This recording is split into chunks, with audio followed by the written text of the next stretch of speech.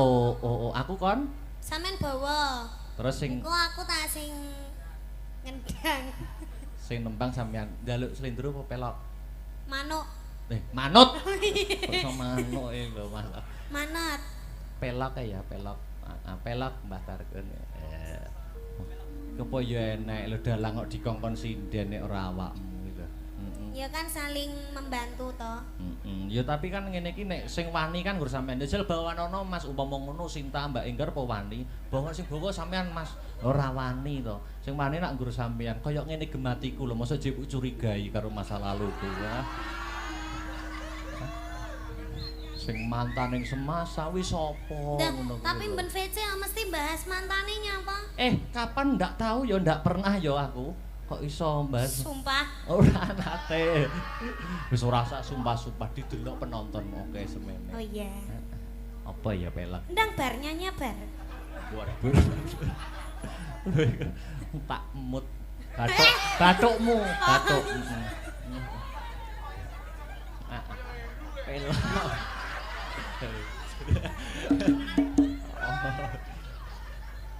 Nyidam sari kakidung memanis. Niken. Dalam.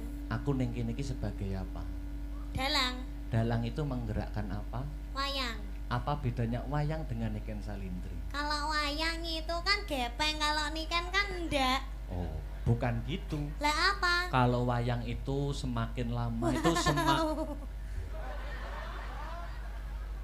nyapo. Ren apa wah, urung tak apa-apane. Kalau wayang itu semakin lama umurnya. Sampe namanya kayak Mami Heru ta, Mas? Aku ki nerokne sampeyan ki lho aku. Kalau wayang itu semakin lama umurnya itu semakin antik. Kalau sampean semakin lama semakin cantik. Ya. Ha ha ha ha ha. Napa ndelokmu kok tekan ndi mau? Mbah. Kaya ngene. Nyidam sari kakidung memanis. Kaya kumbang kang amulat sekar. Kepengin ngisep madune brengeng swara arum yayah manten kang lagya karon se deni Ramamet prana marang Kusumayu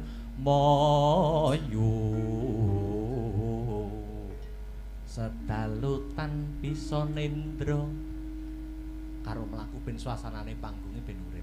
Wewe, Mas. Wewe. Ngateng-ngateng. Sampeyan sing mlaku. Lho. Wis sisan. Wengko dalang kon mlaku dhewe. Renggang kula kinepyur pulut. Saya Gusti dalang kok kon ngodang-ngadeg terus. Nyedam sarining tresna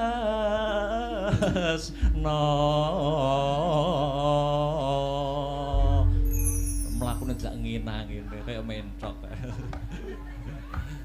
Aku wis bawa ya ta saiki nembang nggo Mukadimah Limbukan ya. Iya. Apa sing pelok wis bebas wae meng bawane nyilih nyedam sari. Setia tuhu mawon nggih. Setia tuhu. Tak nyimakkan kene ya. Mungkin nek mboten teka pripun, Mas? Ya tak junjung. Nek ora. Tenan ya? Ya. Ya wis ra tak tekakne nek. Ora. Apa yo tega ta? Monggo setia tuhu nembang alon-alon. Yuk. Aku kang setia satuhu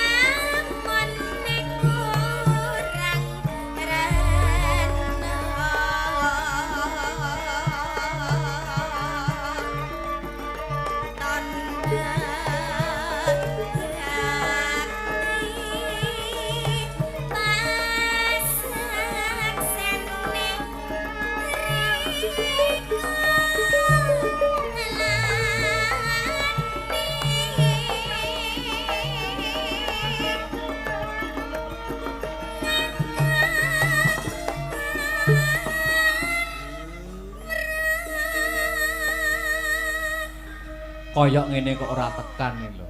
Wong ya cek apik suara. Niki meh kepentet ya, Mas. Malah meh kepintut. Lanjut.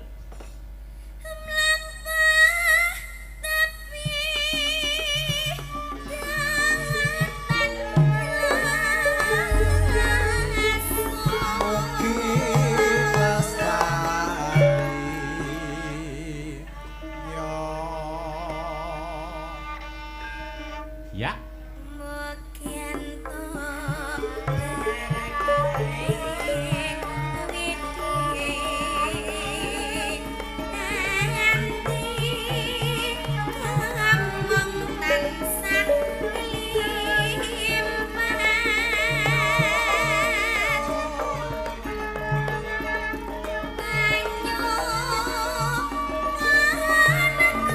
Sekali lagi.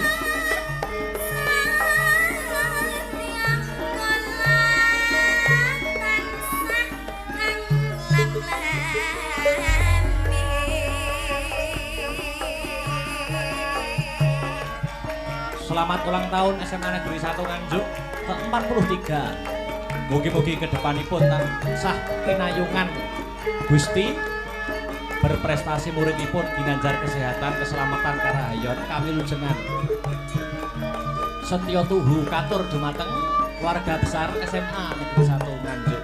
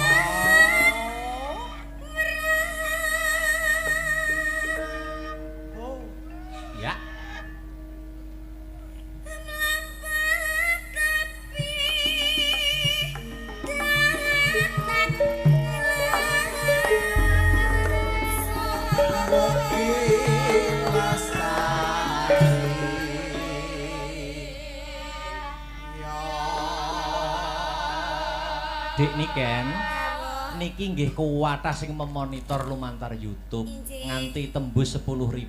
Alhamdulillah. Iki juga ada pepunden dalang sing WA aku. Bar monitor. Nah, saking ya tak anggap guruku bapakku dhewe, Pak Kangko, Karanganyar. Bar monitor salam Guniken ya. Waduh lagi. Nunggal karep iki.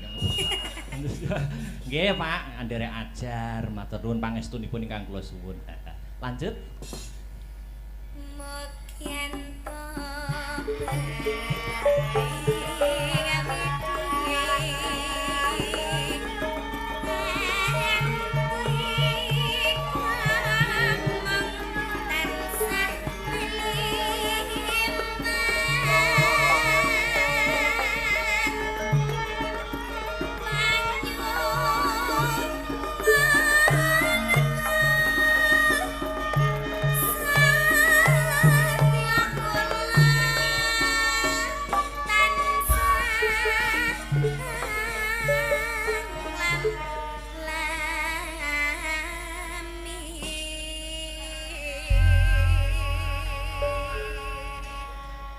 iki penonton sing nonton semene kae dan lumantar YouTube oke sing nganti-nganti awake dhewe to. Incis. Oke sing nganti-nganti seneng karo Akbar karo Niken. Tapi di sisi lain juga banyak.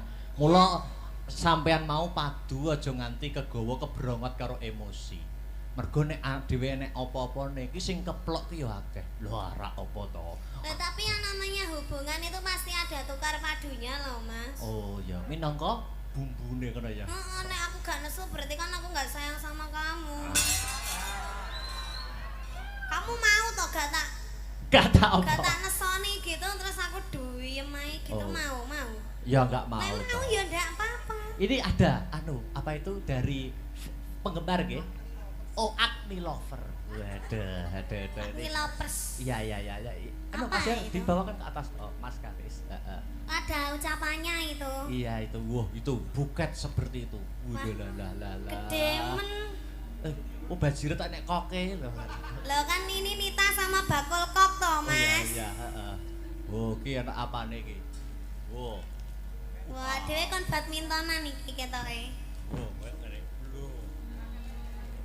Iki ana rokoke Silver Queen. Oh, kok raket. Oh, terus iki duwe eketan. Wah. Itu diwacakne itu. Oh, iya. Bacakan dong. Sini. Oh, ada lagi itu Banyak. sayang ya. Mas, Buket tok sak kelir dhewe piye iki? ada lagi nih, Mas. Ya.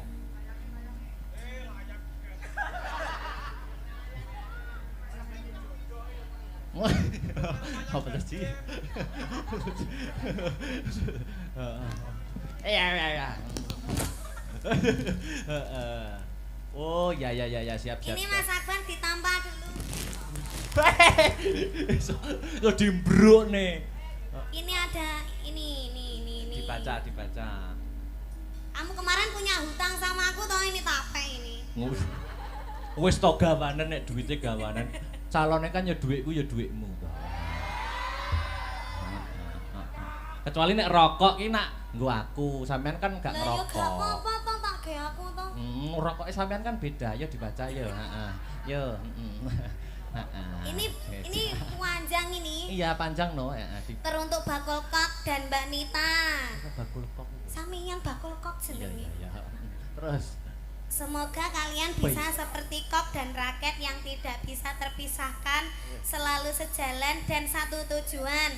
Ojo tukaran ae, ojo nesuan ae, langgeng-langgeng ya. Couple kesayangan kita Agni Lovers siap kawal sampai halal. terus Dukung dalam suka maupun duka, siap jadi garda terdepan buat kalian yang selalu siap support kalian tanpa batas dan tanpa kenal lelah pokoknya. Dari kalian kita banyak belajar arti kesabaran, kesetiaan. Dari kalian kita yo ngalah. Agni Lovers via grup WA, I love you sekebon. Agni Couple kebangsaan dan salam kemati selawase iki wis, Bar. kok enak. Wah, Iki apa? Oh, iki nyuwun gendeng iki. gending. Cakra kembang, duet Mbak Nita dan juga Bakul Kok. Terus wi sing kemur wi. Sing ini Wah, akeh men. Der. Oh, apa? Der iki. Dir ya. Atau der itu macane. Mbak Niken dan Mas Akbar sehat-sehat bahagia selalu harmonis. Semoga yang kalian cita-citakan bisa tercapai, amin. Lancar segala urusan dan rezekinya. Maaf kalau boleh request satu lagu diduetkan. Sotia, Cokro Kembang, salam gemati selawase. Sampean nganggo klambi abang kok kaya iki ya. Lucu ngono. Tapi ini gak bernyawa. Oh, enggak bernyawa, enggak bisa anu ya. Iya. Oh. Sudah ya, Kayak, Mas? duduk dulu istirahat nanti lagi ya. Wah, iki yuk ki. Bayah. Taruh sana lagi. Anu, Mas Karis. Wabot tenan. Wong lanang sing gelem ngongkon aku ya gerak bar tak lah sini. Kok iso mbok bales ngono lho. Iya. Iya, wis. Mana itu? Iya. Nih, wis. Ora entuk rokok kok semasa entuk rokok kok iki. Iso alon eta. Wes kok cacah ya nek gong keduman rokok dijupuk siji-siji ya. Oke. Ya, Istirahat dulu. Nes, niki juga ada Mas Yudo, yo disepoti aja dipleroki dibacutne perahu layar. Heeh. Apa? Oh, Jogja Istimewa. Oke, siap. Oke. Heeh. Ya. Dadekne Mas Tris, monggo. Heeh.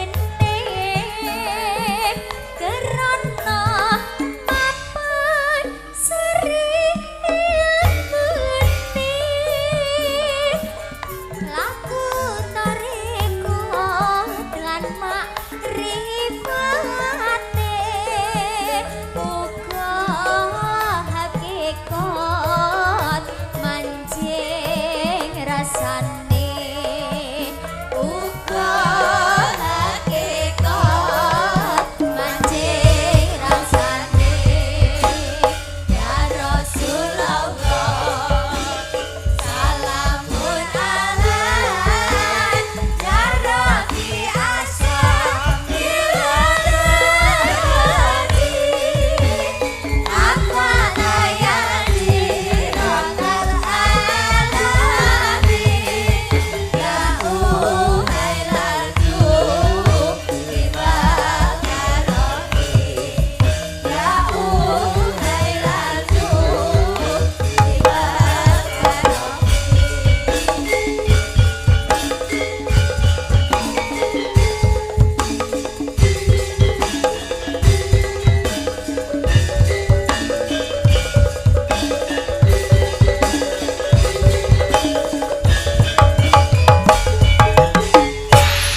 Alhamdulillah wala ilaha illallah wallahu akbar. Leren sak wetara, leren sak kemrangan ya, Nduk. Ngono ya, Mak.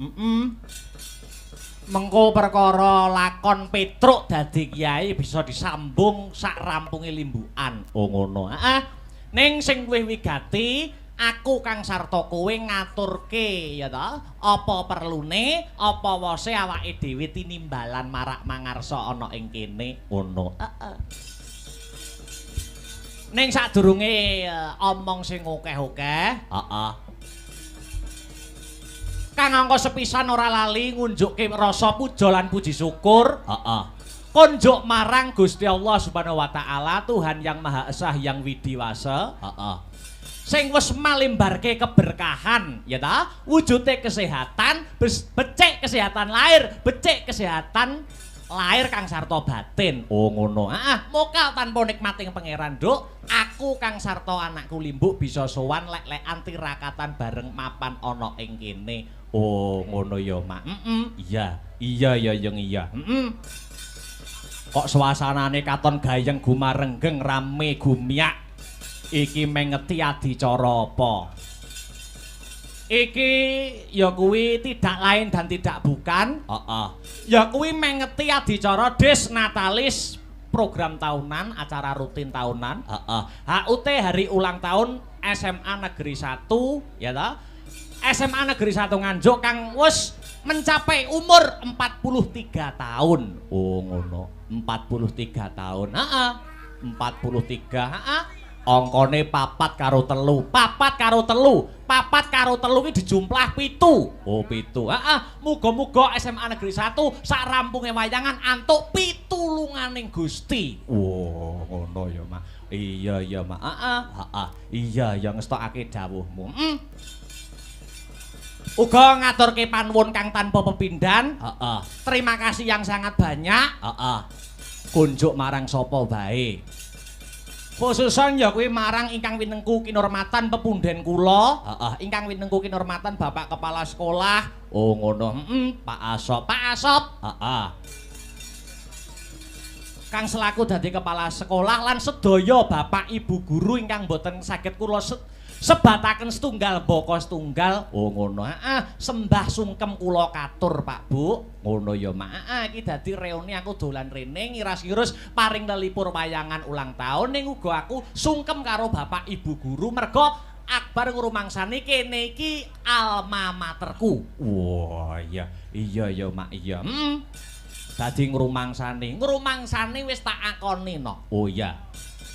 Tanpa piwulange guru-guru kang mapan ana ing SMA Negeri 1 Nganjuk, Dalang Akbar ora iso ngedep-debok ning isore lampu nganggo blangkon ditonton penonton semene kae. Wah, ngono. Iya ya, Mak, iya. Heeh. SMA 1. Wiwit aku mlebu ning kene iki wis akeh ya ta SMA Negeri 1 ki yen kanggoku ki berkahi. Heeh, aku mlebu SMA tahun 2016. Heeh, aku 2016 melu Festival Dalang Muda tingkat provinsi. Oh, ngono. Heeh, menang. 2016. Heeh.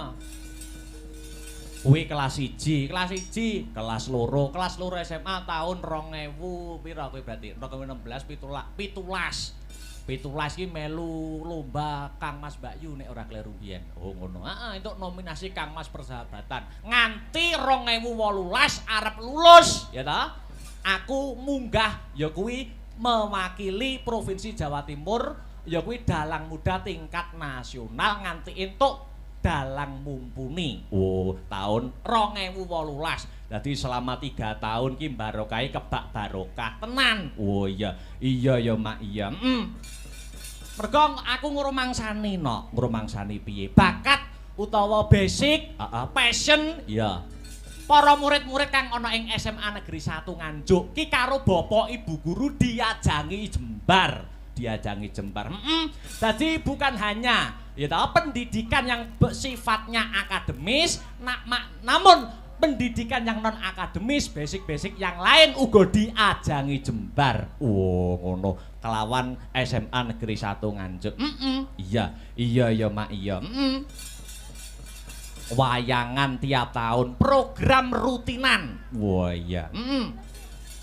Program rutinan iki wiwit aku ning kene kelas 1 wis wayangan rutin. Oh ngono. Heeh, wiwit kepala sekolahe Bu Rita Amalisa. Oh ngono.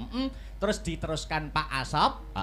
Terus iki wis purna tugas, ya toh, arepe diganti kepala sekolah. Oh diganti, muga-muga tradisi sing apik, tradisi sing becik kaya ngene iki bisa diteruskan ana ing tahun-tahun berikutnya. Loh, Ma? Amin, amin ya rabbal alamin. SMA Negeri 1 kuwi wis patok bangkrong tradisine tiap tahun wayangan. Oh, wayangan. Heeh. Kan biyen tahu. Tahun 2016 aku murid anyar ning kene, heeh. Rekake nyelukne artis kok Jakarta Raisa. Oh, Raisa, ning panggah wayangan ning nyeluk Raisa, udan deres lho.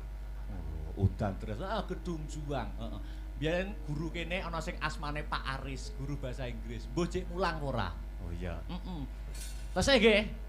Oh tasih. Men Pak Aris sing nganti mara ning omahku ki tenan cerita tenanan nyata iki. Oh, heeh, mara ning omahku mergo musime rendeng meh bendina udan. Heeh. Aku wayangan pertama kali ning semasa iki ning jero gedung. Ora udan, ora udan. Pak Aris iki mara ning omahku. Mas Akbar pripun to carane ben gak udan kados wayangan jenengan niku. Wah, aku dipadakne pawang udan cah aku. Kuwi tenan-tenan kuwi. Ning panggah udan. Ya ora tegese ora acarane. Ini pancen kudrate udan ya arep piye neh. Lah iya, aku kadung nggawa uyah lho kowe. Oh iya. Uyah karo apa? Karo tahu tak nggo mangan. Oh iya. Lah iya, Wih, jan SMA 1 ki euforiane nek acara ulang tahun luar biasa. Kowe tak mlebu wis Raisa. Wah, aku krungu. Biyene kanca-kancaku ya caosis ngono kuwi. Wah, ini Mbak Raisa minta mandinya air ini, hotelnya bintang ini. Mobilnya dipapak sama Alphard berapa gitu. Ya jal tak padakne karo aku. Aku rokok itu ku dhewe, Nduk. Ayo, bayo. Lah iya, ora apa-apa aku ya.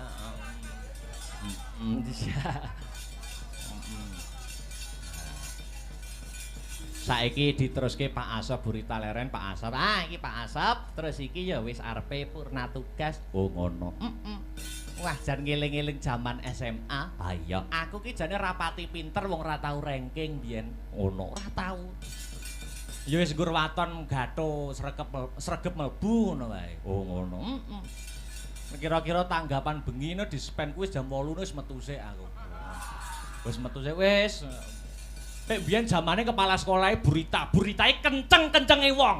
Oh ngono. Burita, wis ora gelem dadi bocah dablek sithik, bocah ketok nakal sithik wis di blacklist kok uripe. Oh ngono. Burita ning luluhe iki ya karo Akbar Syahalam. Oh. Heeh. Aku nak tumpakanku Vespa mbiyen SMA ngono. Oh, Vespa helme buku ngono kae. Terus Burita, "Kemana itu? Siswa bolos itu." Lo Akbar Bu, oh ya terus keluar aja gak apa-apa. Oh ngono wis percaya, Nduk. Oh iya, watone percaya. Lah iya. Ya diimbangi akademis regep melbu karo prestasi ning luar akademise ya oke. Kudu ngono, kudu ngono. Adat saben, adat Lupia ki wayangan SMA Negeri 1 ki diadani wulan Januari.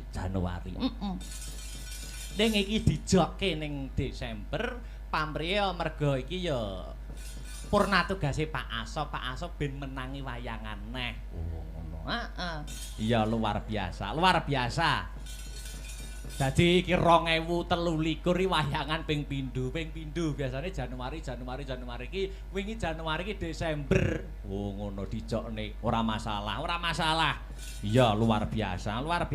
Mula ana ing wayangan wulan Januari kepungkur wayangan SMA 1 ulang tahun ke-42 biyen. Aku ning season limbukan ngene iki aku ya ngomong piye. Aku biyen kan isih kuliah semester akhir, wis arepe lulus. Aku ngomong ning limbukan.